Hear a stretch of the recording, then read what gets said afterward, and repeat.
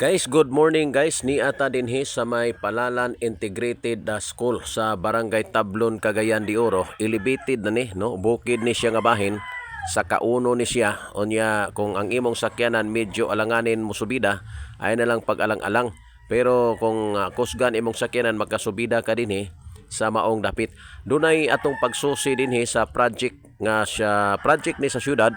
Project ni Mayor Rolando Clarix Oy, gani ang tarpaulin atong gitan-aw dinhi, nawala ng tarpaulin. 37 million ang kantidad ni mong project. Matod pa gibiyaan kapintuig base sa mga reklamante.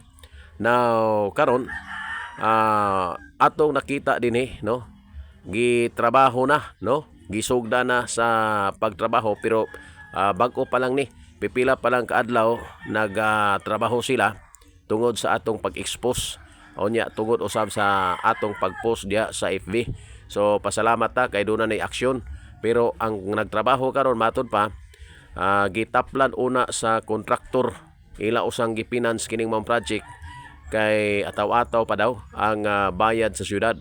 Kini base sa atong gihimo nga pakigahinabi o base sa atong pakisusi niining pipila ka mga trabante nga atong nahinabi dire. Dila nato ibutyag siguro pangalan sa mga trabahante nga atong nahinabi karong nga panahon na.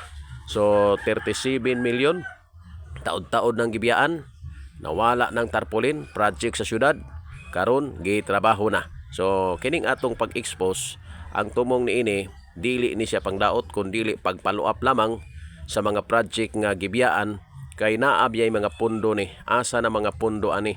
So mo nang atong kapangitaon ang pundo kay kwarta manis katawhan, basig maapil hinuon ni ang kwartas katawhan sa pagpanghatag hinuon sa panahos pili ay pasti lang paita.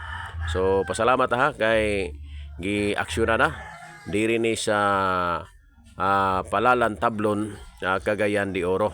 So salamat guys. So good morning o mayong buntag.